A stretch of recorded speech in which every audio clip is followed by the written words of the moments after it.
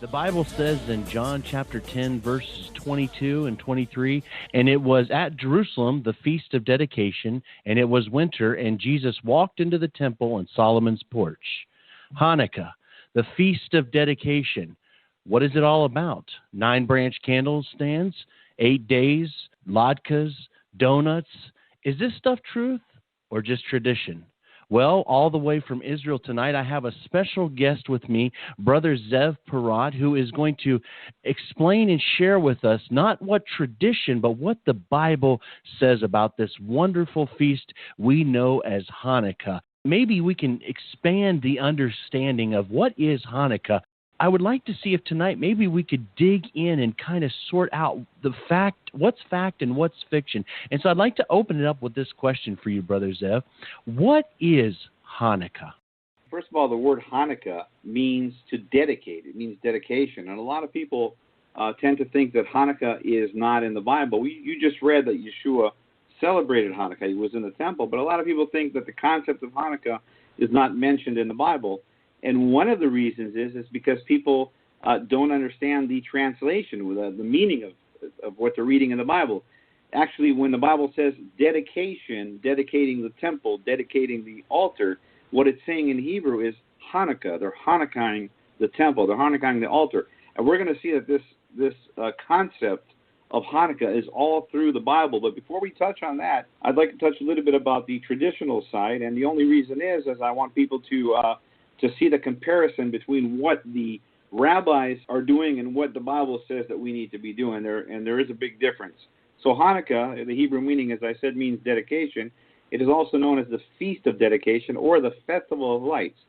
It is an 8-day holiday or 8-day festival commemorating the rededication of the temple in Jerusalem after its destruction by Antiochus in the 2nd century B.C. Hanukkah commemorates the miracle of a 1-day supply of consecrated oil to light the temple. This is very crucial. To light the temple menorah lasting 8 days, the time required to prepare a fresh supply of oil. Now, the rabbis, the sages, they see the miracle of that oil lasting 8 days. They do not see the spiritual aspect of it because they don't have the Holy Spirit. And that's why they invented this 9-stick menorah where they're lighting it, and it's not a biblical concept. But we're going to look at the Bible today and see, okay, yes, there was a miracle over there, yes, but why was there a menorah in the temple in the first place? Why was it there? You know, people are focusing on the 8 days, but my question is, what was a lampstand doing in the temple? Well, Yeshua HaMashiach was the lampstand. You just read it in the book of John. He's also in the temple proclaiming himself the light of the world. And we're going to see how this all plays out through the Bible. So, once again, there was a miracle, but the miracle points to something very, very important. It points to Messiah Yeshua. Well, I appreciate that because what we want to know is what is the truth and what is the fiction and what is the tradition that the rabbis taught.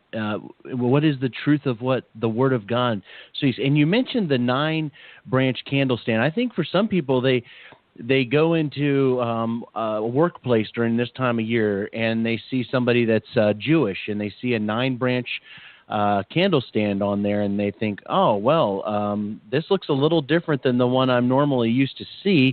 And then, of course, they'll maybe have a little thing draped over but underneath of it that says Hanukkah, and then okay, well, they're celebrating Hanukkah. Why is there a 9-branch lampstand that is used during this time instead of the biblical 7-branch that we see? Oh, once again, it comes down to the focus of the sages, of the rabbis, not being able to see Messiah Yeshua, not being able to see Jesus all through the Old Testament scriptures. And when they finally, God did a miracle, once again, they didn't see that miracle as being Messiah Yeshua, and they just focused on, okay, this menorah was lit for 8 days, and then, okay, so we need to light a candle for 8 days, so we can't use the lampstand that was lit for 8 days. We need to invent another lampstand, otherwise it's not going to match the 8 days, and that's what happened. And as time passed, the Jewish people light the menorah every night using a 9-stick called the shamash, which is a servant, and if you understand what happened in that miracle, you understand that the whole menorah, the lampstand was lit for 8 days. It wasn't one day each time. It was the whole menorah. So they failed to see that the whole menorah was lit. Jesus is going to light up totally. He's the perfect seven. He's not going to light one day at a time. But again, they failed to see that. So they invented this 9-stick menorah, which is not a biblical menorah. It's not in the Bible. I, as a believer in Jesus, as a Jewish believer in Jesus, I do not use a 9-stick menorah because it's not biblical. I use the one that's in the Bible, which is the 7 lampstand menorah, representing Yeshua HaMashiach, the perfect lampstand, number 7, the light of the world. Wow. Deuteronomy chapter 4, verse 2, where it says, do not add to what I command you, and do not subtract from it, but keep the commandments of the Lord your God that I give you. So God is very clear that he does not want us to add, not for tradition, not for theology, not for anything else. So we are to celebrate the feasts in the Bible the way Jesus did it, the way Yeshua did it, and not the way the rabbis do it. And this is very, very important to bring out. That doesn't mean that we don't love our Jewish brothers and sisters that are not believers. Hanukkah is a very, very good opportunity to share the gospel with them. As they're lighting this 9-stick menorah, I always ask them a question, and they're puzzled by the question. And my question is, you're lighting a menorah for 8 days, but do you think that the menorah lit totally in the temple for 8 days, or was it a candle each day? They said, we think the menorah lit totally. I said, well, do you think it was an 8-day menorah or a 7 lampstand? They said it was a 7 lampstand. I said, so why are you lighting an 8? And this is when they begin to think that what they're doing is not right. So that's what the Bible says. We're to be a light in the darkness. This is how we represent the gospel to them as they're lighting the menorah. So use Hanukkah, use the tradition in order to preach the truth to them in love. Of course, during this time of year, during the Hanukkah season, for those who celebrate Hanukkah, there's a lot of donut eating, latkes, and dreidels spinning and things like that is going on. But is Hanukkah, Brother Zev, an actual biblical concept? Is this something that's I mean, is this just a verse that was thrown in there, a Bible, or is there something deeper to this? Hanukkah is all over the Bible. We're going to have a look at this right now, and we're going to see that it's about gift. It's about the biggest gift ever given to mankind, salvation. That's what it's about. Amen. Well, Brother Zev, with this, I'd like to, if you could, I'm going to kind of turn this over to you for a minute, because I know that you have some amazing information here, because I want to know this concept of Hanukkah, because, I remember one time I heard a man say that, he said, if I'm wrong, tell me so I can get right. And I approach these things too. If there's something more we can learn about Hanukkah, we want to learn it. So with that, Brother Zev, I'm going to turn it over and just share with us this Hanukkah story. What is it really about? Well, the core principle of Hanukkah is the number 8. And in order to understand what number 8 means in the Bible and how it ties in with Hanukkah, we're going to have to understand that everything that was will happen again. Isaiah 46, verse 10 says, I make known the end from the beginning. And this is a very important as we're studying the scripture to understand this concept.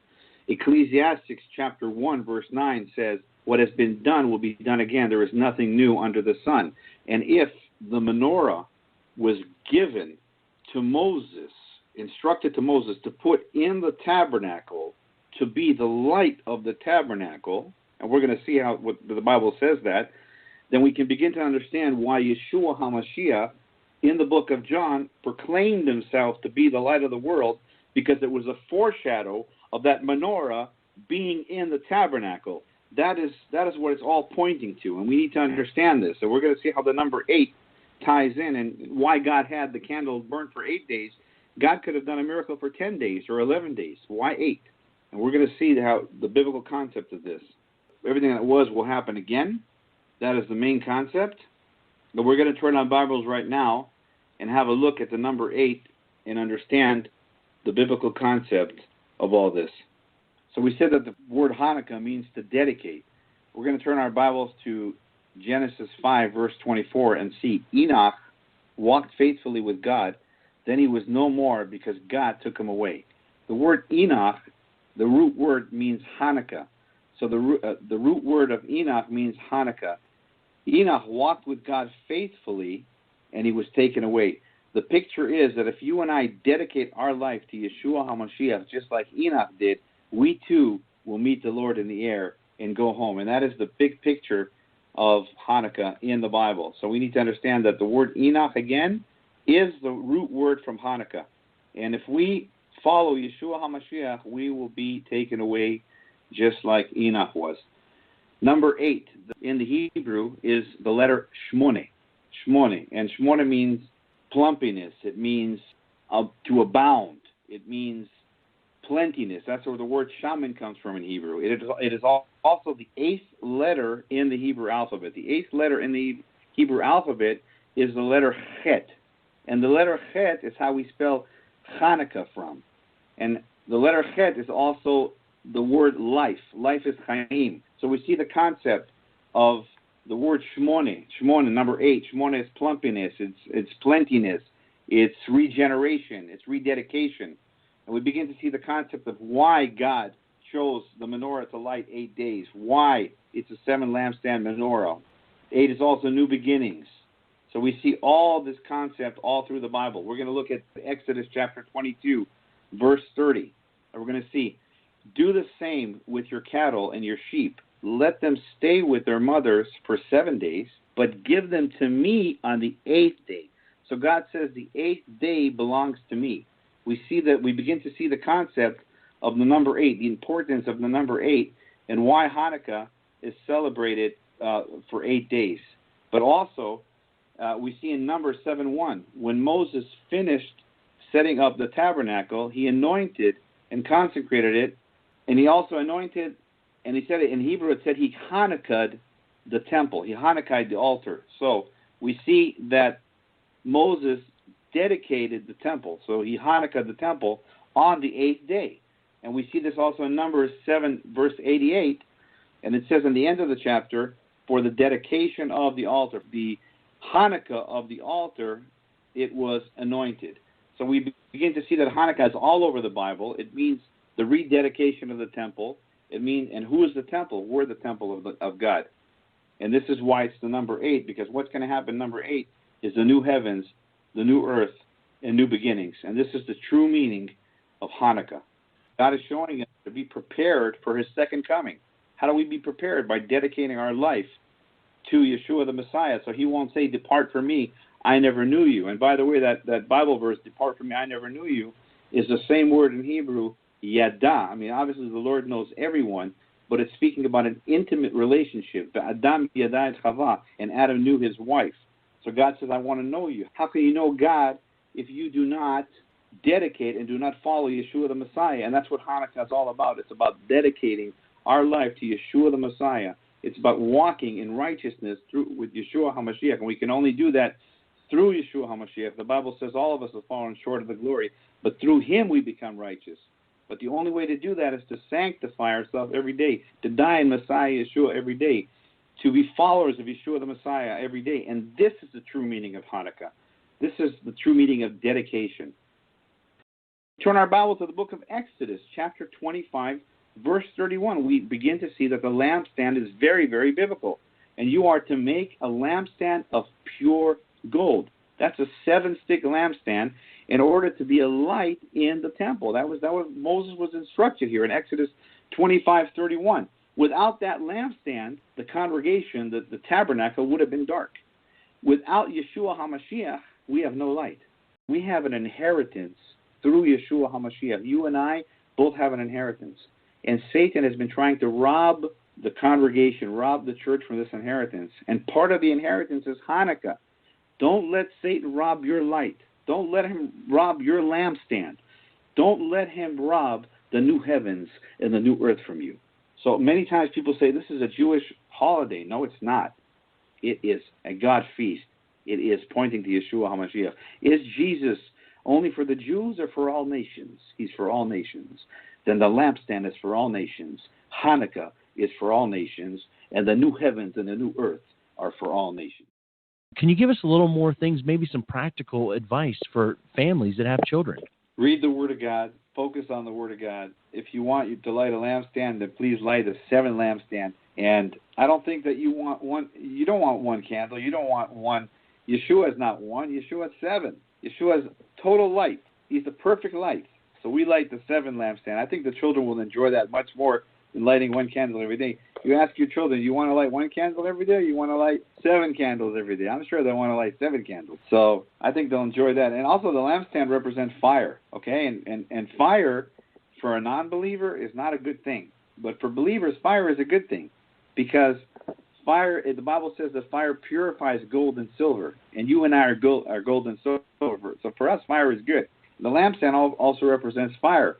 It represents the second coming of Yeshua the Messiah too, because the Bible says that he's coming back as the Lion of the tribe of Judah with fire in his eyes to take back everything the enemy has stolen.